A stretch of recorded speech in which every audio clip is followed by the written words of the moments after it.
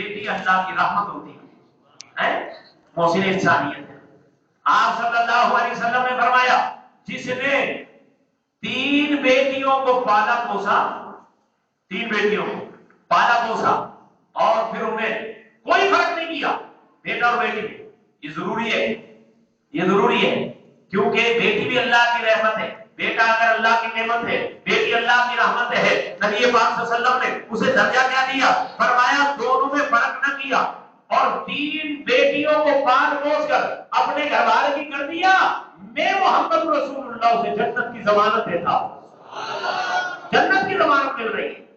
اب حضرت عائشہ ساتھی بیٹھی، حضرت عائشہ نے عرض کیا، دریا رحمت جوش میں دیکھا، حضرت عائشہ نے عرض کیا یا رسول اللہ 3 اور 4 یا 2 دینا ان تو رب کے ہاتھ میں ہے، جس کے 3 نہ ہو جس کے ہو ہی تو اس کے لیے کیا حکم ہے؟ میرے آقا نے فرمایا اے عائشہ سن لے، جس کے ہاں 2 بیٹیاں بھی ہو اور دونوں بیٹیوں کو پال پوس کے اپنے گھر والے کی کر دے محبت کے ساتھ، میں محمد رسول اللہ سے بھی جنت کی ضمانت دیتا ہوں۔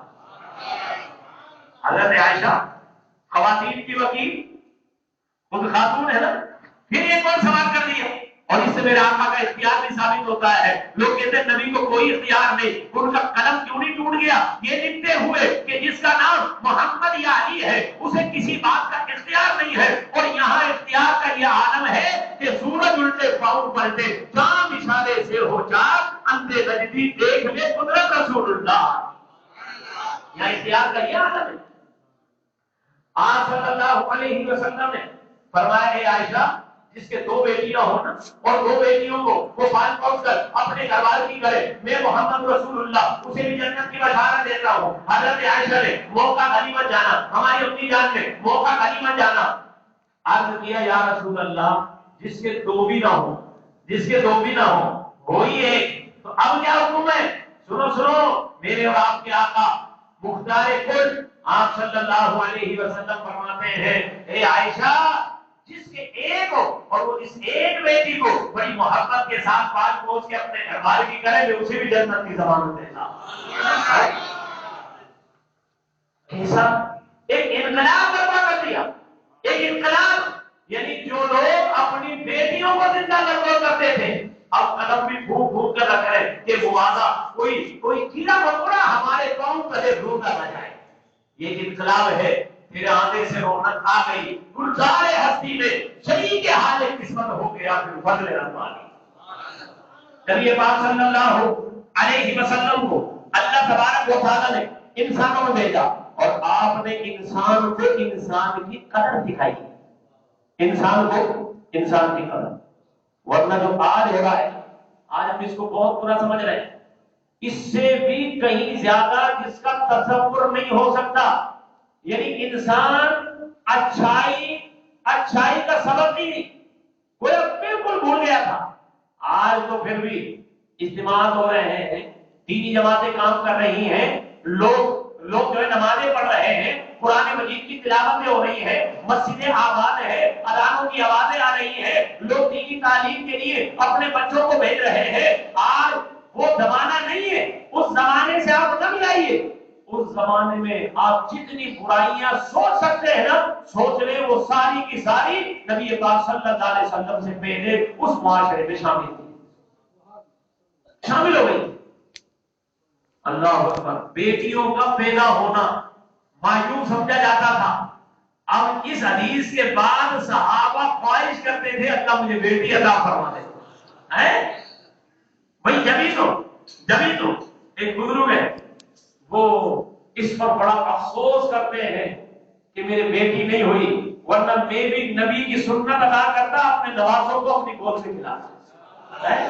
یہ ہے درس، اسی لیے ایسا انقلاب آسمان کی آنکھ نے دیکھا ہی نہیں ہے، ارے اس کی نظیر ہی کوئی پیش کر ہی نہیں سکتا جیسا انقلاب رسول اللہ صلی اللہ علیہ وسلم نے برپا کیا ہے۔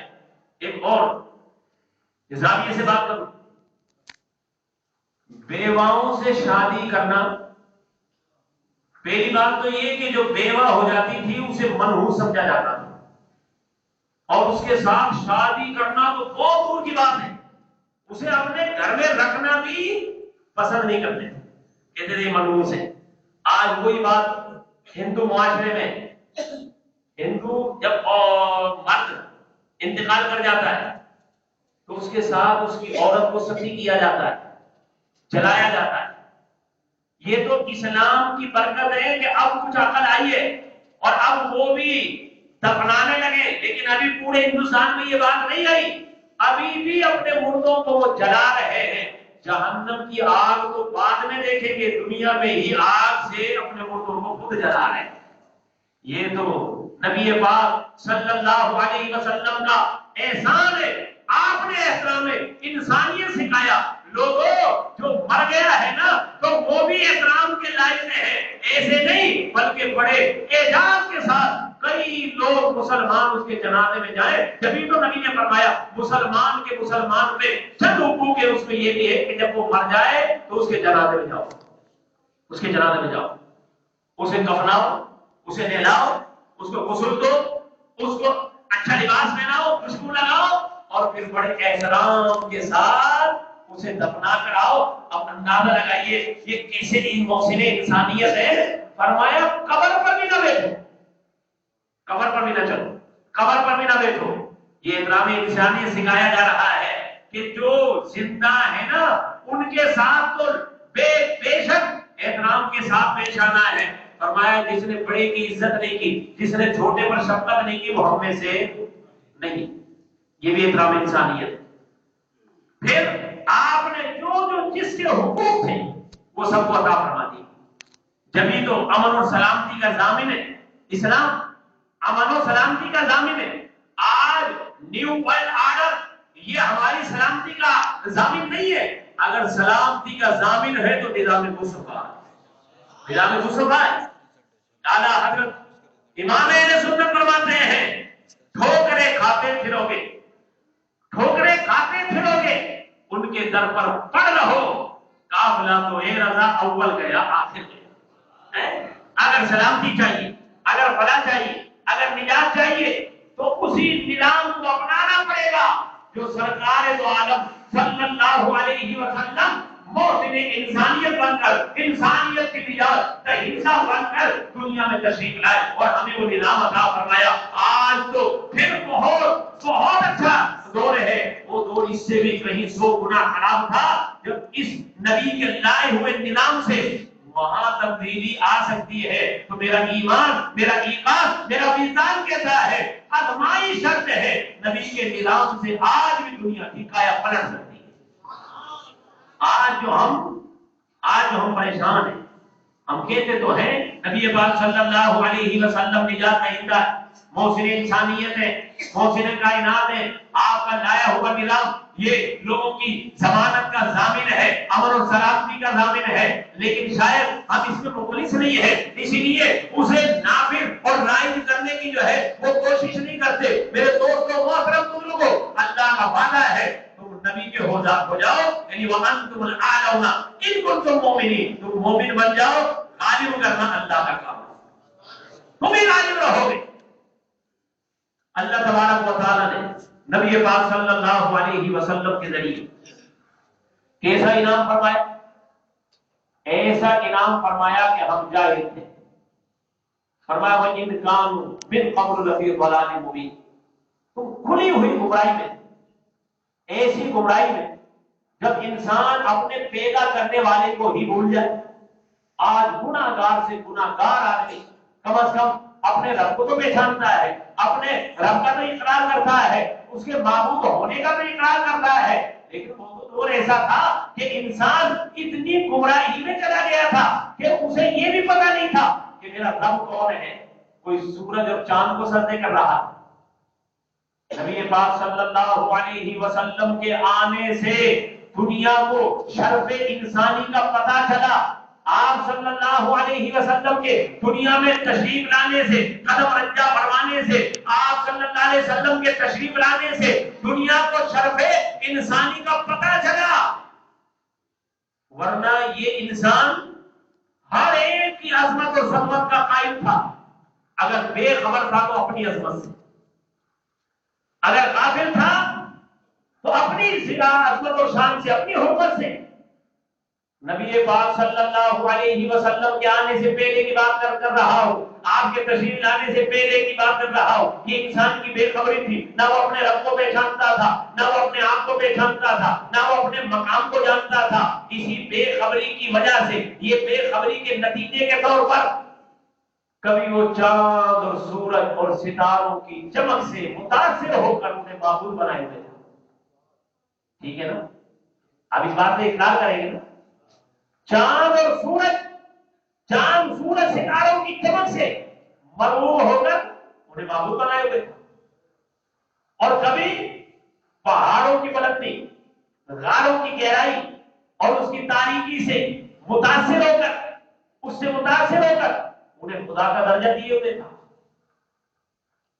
کبھی شاہوں کو، نوابوں کو اور روحانوں کو ان کی حشمت اور جلالت سے متاثر ہو کر انہیں خدا کے اوتار کا درجہ دیے ہوئے تھا. خدا کے اوتار سمجھتا. انسان کی بات کر رہا ہوں کیونکہ میرا موضوع محسن انسانیت کے گرد ہی گھومے گا.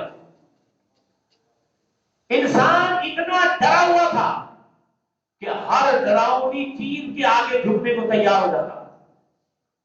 اتنا سہما ہوا تھا کہ ہر ایک کے سامنے سمٹ جاتا تھا. ہر ایک اتنا دبا ہوا تھا کہ ہر ایک بلند ہوتی ہوئی چیز کے آگے جھک جایا کرتا تھا. یہ اس کی لا علمی، یہ اس کی غفلت جو اس کو کبھی بتوں کے آگے جھکا رہی ہے، کبھی پہاڑوں کے آگے جھکا رہی ہے، کبھی چاند اور سورج کی عبادت کرنے اور ان کو خدا بنانے پر ماننے پر اسے تیار کر رہی ہے. اللہ اکبر. نبی پاک صلی اللہ علیہ وسلم کیا تشریف لائے. آپ نے فرمایا اے انسان، اللہ نے تجھے اس لیے نہیں بنایا کہ تو مٹی کے بتوں کے آگے، پتھر کے ڈھیر کے آگے وہ اپنی زمین نیاز کو جھکا کر انسانیت کی تقریر کرے. تیرا مقام یہ ہے، تیری حرمت تو خانہ کعبہ سے بھی زیادہ ہے. تیری حرمت خانہ کعبہ سے بھی زیادہ ہے. تو ذات راز الہی کا حامل ہے. اللہ تبارک و تعالی نے ساری کائنات کو لفظ کن سے پیدا فرمایا، تجھے اپنے دست اقدس سے پیدا فرمایا. تیری شان ہے، تیری عظمت ہے، تو نے جانا ہی نہیں تیری عظمت کیا ہے. تو راز الہی کا حامل ہے. اللہ اکبر. پتہ اس درس کا نتیجہ کیا نکلا؟ اس درس کا نتیجہ کیا نکلا؟ بڑی توجہ. اس درس کا اور اس خود آگہی کا نتیجہ یہ نکلا جو نبی نے انسان کو انسانیت کا مقام یاد دلایا. ارے انسان اگر اپنا مقام دیکھ لے نبی سے پہلے کا تو وہ محسن انسانیت ماننے پر مجبور ہو جاتا ہے. نبی پاک صلی اللہ علیہ وسلم چونکہ انسانوں کی بات ہو رہی ہے، ایسے محسن کائنات ہے، محسن آدم ہے، لیکن انسان پر جو مہربانیاں ہوئی ہیں میں سمجھتا ہوں کسی اور مخلوق پر وہ مہربانی نہیں جتنی انسان پر ہوئی. آپ کہیں گے اگر اس بات سے آپ جو ہے ایگری نہ کریں تو دلیل سن لیں. دلیل سب سے بڑی یہ ہے کہ اللہ تبارک و تعالی نے ہمارے آقا کو جو نور تھے انہیں اپنے خاص محبوب کو اگر نبی بنا کر بھیجا ہے تو ہم انسانوں میں بھیجا ہے. تو سب سے بڑی مہربانی ہم پر ہوئی نا. تو محسن انسانیت اس لیے ہوئے کہ آپ کے آنے کی وجہ سے اللہ تبارک و تعالی نے ہمیں یہ شرف اور یہ بلندی عطا فرمائی کہ اب ہماری عظمت کے گواہ کائنات کی ہر چیز ہو گئی ہے. میرے دوستو محترم بزرگوں، نبی پاک صلی اللہ علیہ وسلم نے جو انسان کو اس کا مقام یاد دلایا. اے انسان، تو اس لیے نہیں کہ بتوں کے آگے جھکے، تو اس لیے نہیں کہ تو ہر ایک کے سامنے اس کو اپنا خدا مان لے. تو ذات راز الہی ہے، تو راز الہی کا حامل ہے. تجھے اللہ نے لفظ کن سے نہیں، حالانکہ ساری کائنات یہاں تک کہ فرشتوں کو بھی اللہ نے لفظ کن سے پیدا کیا. اور جب حضرت آدم علیہ السلام کو بنایا تو لفظ کن سے نہیں، اپنے دست قدرت سے بنایا. کس قدر شرف ہے، کس قدر شرف. یہ شرف یہ کس نے یاد دلایا؟ میرے اور آپ کے آقا نے. میرے اور آپ کے آقا نے ہمیں بتایا تیرا مقام کیا ہے. اب اس درس کا کیا نتیجہ نکلا؟ اس خدا آگہی کا کیا نتیجہ نکلا؟ ارے وہ انسان جو مٹی کے معلوم کے آگے یعنی خود کے آگے ہاتھ باندھے ہوئے کھڑا تھا، اب اس کی ہیبت کا عالم یہ تھا کہ پہاڑ سمٹ کر رائی ہو رہا تھا۔ یہ اس کی ہیبت تھی، نبی پاک صلی اللہ علیہ وسلم کی درس کا نتیجہ محسن انسانیت ہے۔ وہ انسان جو بھوت پریتوں سے اور جنوں سے جو نیم ہوا جا رہا تھا، نیم جان ہوا جا رہا تھا، ڈر کے مارے نیم جان ہو رہا تھا، نبی کے درس کا نتیجہ تھا کہ اس کی ٹھوکر سے صحرا اور دریا تو نیم ہو رہے تھے۔ علامہ اقبال نے اسی طرف نے اشارہ کیا ہے، یہ غازی یہ تیرے پراسرار بندے جنہیں تو نے بخشا ہے ذوق خدائی، جنہیں تو نے بخشا ہے ذوق خدائی، تو نیم جن کی ٹھوکر سے صحرا و دریا سمٹ کر پہاڑ ان کی ہیبت سے لائی، سمٹ کر پہاڑ ان کی ہیبت سے لائی۔ یہ نبی پاک صلی اللہ علیہ وسلم کی تربیت اور آپ کے درس کا نتیجہ تھا، ورنہ انسان مٹی کے بت کے آگے اس طرح ہاتھ باندھے تھے۔ اور آج اس بات کی گواہی ہندوستان کا معاشرہ دے گا، جس نے میرے نبی کا دامن نہیں تھاما وہ انسانیت کی معراج سے گرا ہوا ہے، ٹھیک ہے نا؟ جس نے میرے نبی کا دامن نہیں تھاما انسانیت کی معراج سے دنیا میں بھی گرا ہوا ہے، اور جنت میں جانے سے بھی وہ جنت میں بھی جانے سے محروم رہے گا، کیونکہ محسن انسانیت جو اللہ نے محسن انسانیت بنا کر بھیجا، ارے اس سے فائدہ نہیں اٹھایا۔ اگر سورج سے کوئی فائدہ نہ اٹھائے، اگر چمگادڑ اپنی آنکھیں بند کر لے اور کہے کہ سورج کسی کو روشنی نہیں دیتا یہ تو اندھیرا ہی اندھیرا، تو یہ اس میں چمگادڑ کا قصور ہے؟ ارے پوچھ دنیا والوں سے کہ سورج کو اللہ کی نعمت ہے جس نے ساری کائنات کو روشن کر دیا۔ نبی پاک صلی اللہ علیہ وسلم ایسے محسن انسانیت، آپ کے اس درس کا نتیجہ یہ نکلا، جس نے آپ کا دامن نہیں تھاما وہ آج بھی ذلیل ہے، آج بتوں کے آگے اپنی تقریر کرا رہا ہے۔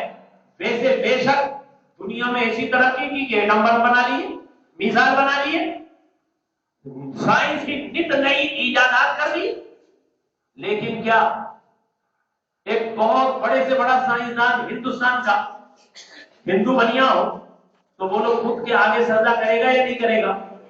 ٹھیک ہے نا، کرے گا۔ حرام کھائے گا یا نہیں کھائے گا؟ کھائے گا۔ جو اللہ نے جو جانور ہمارے لیے حرام فرمائے، یہ بھی تو انسانیت پر کتنا احسان ہے کہ میرے نبی نے ہمیں وہ نعمتیں کھانا سکھائی جو بہت ہی زیادہ اللہ نے افضل والاعلی بنائی، ورنہ ہمیں کیا تمیز تھی کہ ہم کیا چیز کھائے اور کیا چیز نہیں کھائے؟ یہ تو میرے نبی کا کرم ہے، یہ آپ کی مہربانی ہے۔ ارے جس چیز کو میرے نبی نے منہ لگایا مومن بھی اسے منہ لگا رہے ہیں، اور جس چیز کو میرے نبی نے منہ نہیں لگایا مومن بھی اسے منہ نہیں لگا رہے ہیں۔ یہ بھی احسان ہے محسن انسان۔ ورنہ دیکھو سانپ اور چوہے اور بلی کھا رہے، کتے کھا رہے، خنزیر کھا رہا ہے نہیں کھا رہا ہے انسان؟ تو یہ جو کرم ہوا یہ محسن انسانیت کی وجہ سے ہوا نا۔ آج جو ہم خنزیر نہیں کھا رہے، کس وجہ سے نہیں کھا رہے؟ کہ میرے نبی نے حرام فرما دیا۔ آج ہم کتے اور بلی نہیں کھا رہے، یہ میرے نبی کا کرم ہے، کیونکہ محسن انسانیت ہے۔ وہ تو آپ تو پوری انسانیت کے لیے محسن بن کر آئے تھے، لیکن اب کیا کریں ان بد نصیبوں کا جنہوں نے میرے نبی کا دامن تھاما ہی نہیں، تو انہیں یہ غلاظتیں کھانی پڑی، اور جنہوں نے نبی کا دامن تھام لیا دنیا میں جو عمدہ غذائیں کھا رہے ہیں، جنت کے میوے بھی ان کے لیے تیار۔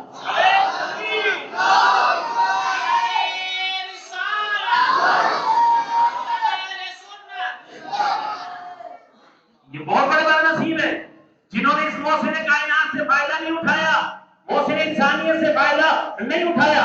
اور ایک اور بد نصیب بھی ہے، انہوں نے عمدہ غذاؤں سے بھی منہ پھیر لیا۔ نہیں صاحب اس میں تو فاتحہ دے دی گئی، یہ بھی ان کی بد نصیبی ہے۔ جس طرح انسان کی بد نصیبی کہ وہ نبی پاک صلی اللہ علیہ وسلم کے دامن سے دور رہا تو حرام غذائیں کھانی پڑی، تو آج بھی جو لوگ ایسی عمدہ غذاؤں کو حرام کہہ کر ان سے منہ پھیرے، میرا موضوع نہیں ہے ورنہ میں بتاؤں کہ انہیں کوے حلال کہنے پڑے بیچاروں، نیاز فاتحہ کا کھانا حرام لکھا، فتاوی رشیدیہ رشید احمد گنگوئی نے کہا نہیں، جس کھانے پر امام حسین کی نیاز دی جائے وہ ہرگز نہیں کھانا چاہیے، حرام ہو جاتا ہے۔ پوچھنے والے نے پوچھا حضرت کبوں کے بارے میں کیا خیال ہے؟ جو کالے کوے ذات معروفہ کے لفظ ہیں، ذات معروفہ یعنی جانا پہچانا کوا، اس کے بارے میں کیا خیال ہے؟ یا یہ کھانا کیسا؟ توجہ، اگر کوئی مجھ سے پوچھے کہ صاحب مرغی کا گوشت کھانا کیسا، کسی سے بھی عالم حضرت نشیر صاحب سے پوچھ لیں آپ، اگر حضرت سے پوچھیں گے تو آپ صرف یہی کہیں گے نا حضرت بھائی حلال ہے، یا یوں کہیں گے ثواب ہے، یہ تو نہیں کہیں گے نا ثواب ہے، یوں کہیں گے حلال ہے۔ لیکن ذرا ان کی کووں سے محبت دیکھیے، کووں سے محبت دیکھیے، یہ نہیں کہا کہ حلال ہے۔ میرے پاس حوالہ موجود ہے، فتاوی رشیدیہ پڑھ کر دیکھو، انہوں نے لکھا حلال بھی ہے ثواب بھی ہے، کوے کا کھانا ثواب بھی ہے۔ تو جس نے محسن انسانیت سے منہ پھیرا اللہ نے اسے خنزیر کھلایا، اور جس نے محسن انسانیت کی شانوں سے منہ پھیرا اللہ نے اسے کوے کھلا دیے۔ سمجھ میں آ گئی نا بات؟ میرے دوستوں محترم بزرگوں، نبی پاک صلی اللہ علیہ وسلم کی اس خدا آگہی کا نتیجہ یہ نکلا کہ انسان کو اس کا مقام پتہ چل گیا۔ انسان، ورنہ جس نے دامن نہیں تھاما، کتنا ہی بڑا سائنسدان ہو، کتنا ہی بڑا پڑھا لکھا ہو، جج بھی ہوگا تو وہ بھی خود کو سجدہ کرنا ہے۔ ہندوستان کا بنیا آج بھی خود کو سجدہ کرنا ہے، سائنسدان ہے وہ بھی سجدہ کر رہا ہے، ڈاکٹر ہے تو بھی سجدہ کر رہا ہے۔ کیوں؟ محسن انسانیت کا دامن نہیں تھاما۔ ہمارے ہاتھ میں محسن انسانیت کا دامن ہے، اس لیے مر تو سکتے ہیں مگر کسی غیر خدا کو سجدہ نہیں کر سکتے۔ ٹھیک ہے نا؟ یہ محسن انسانیت کا کرم ہے، محسن انسانیت کا ہم پر احسان ہے۔ اور ایک اور بات سن لیں، جب بہت پیچھے چلے جائیں، یونان کے حکماء اپنی حکمت میں بڑے مشہور ہیں۔ اگر ہم اس دور کو دیکھیں نا تو فلسفیوں کی اور حکماء کی دائیں لگی ہوئی نظر آئی، سب بنی ہوئی نظر آ رہی۔ کئی ارسطو ہے، کئی افلاطون ہے، کئی سقراط ہے، کئی سقراط ہے، کئی ارسطیجس ہے۔ یہ سارے اتنے بڑے بڑے جو ہے فلاسفر، دانشور، حکماء یونان کے مشہور، لیکن یہ بھی دنیا کو ان کی مصیبتوں سے نجات دلانے میں ناکام رہے۔ ارے یونان کی چمکتی ہوئی اکیڈمیا بھی وہ انسانیت کے اندھیرے کو دور کرنے میں ناکام رہی۔ اگر انسان کا اندھیرا دور ہوا ہے اور یہ دنیا منور ہوئی ہے تو غار ہرا سے چمکنے والے آفتاب سے ہوئی ہے، چمکنے والے آفتاب سے ہوئی ہے۔ یہ خاقان اور یہ مقبور وغیرہ، یہ روم کے قیصر اور فارس کے کسرا، یہ انسانیت کی پیٹھ پر بوجھ بنے رہے۔ اگر انسانیت کو پناہ ملی ہے تو محمد عربی کے دامن میں ملی ہے۔ بالکل صحیح عرض کر رہا ہوں،